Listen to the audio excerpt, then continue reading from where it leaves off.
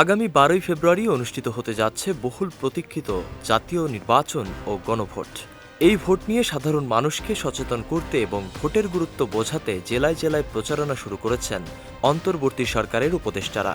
জুলাই অভ্যুত্থানের আকাঙ্ক্ষা বাস্তবায়ন এবং নাগরিকদের সক্রিয় অংশগ্রহণ নিশ্চিত করতেই সরকারের এই মাঠ পর্যায়ের তৎপরতা। গত 15ই জানুয়ারি থেকে আনুষ্ঠানিকভাবে শুরু হয়েছে এই দেশব্যাপী প্রচারণা, যা চলবে আগামী 21 জানুয়ারি পর্যন্ত। অন্তর্বর্তী সরকারের নির্বাচন মনিটরিং ও সহায়তা প্রদান সংক্রান্ত দায়িত্বপ্রাপ্ত উপদেষ্টারা এই কার্যক্রমের নেতৃত্ব দিচ্ছেন। প্রচারণার মূল লক্ষ্য হল গণভোটের গুরুত্ব, উদ্দেশ্য এবং ভোট প্রদানের সঠিক প্রক্রিয়া সম্পর্কে সাধারণ মানুষকে বিস্তারিতভাবে জানানো। এটি কেবল একটি ভোট নয়, বরং জুলাই অভ্যুত্থানের চেতনা ও জুলাই সনদ বাস্তবায়নের একটি বড় ধাপ হিসেবে দেখা হচ্ছে। প্রচারণার প্রথম দিনেই স্থানীয় সরকার উপদেষ্টা আদিলুর রহমান খান চট্টগ্রামে অবস্থান করে স্থানীয় প্রশাসন ও সুশীল সমাজের প্রতিনিধিদের সঙ্গে মতবিনিময় করেছেন। একইভাবে অন্যান্য উপদেষ্টারাও দেশের বিভিন্ন প্রান্তে গিয়ে ছাত্র জনতা এবং বিভিন্ন শ্রেণী পেশার মানুষের সঙ্গে বৈঠক করছেন। এই কার্যক্রমের মুখ্য সমন্বয়ক হিসেবে দায়িত্ব পালন করছেন অধ্যাপক আলী রিয়াজ।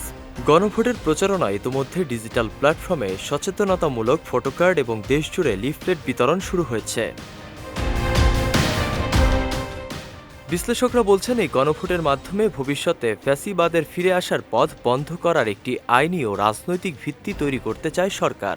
উপদেষ্টাদের এই প্রচারণায় সরাসরি গণভোটে হ্যাঁ ভোটের আহ্বান জানানো হচ্ছে, যা মূলত জুলাই বিপ্লবের আকাঙ্ক্ষার পক্ষে জনমত গঠনের চেষ্টা।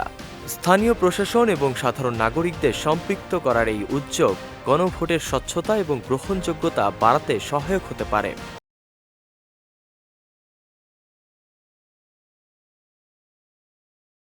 দেশের ভবিষ্যৎ নির্ধারণে এই গণভোট কতটা প্রভাব ফেলবে তা সময়ই বলে দেবে।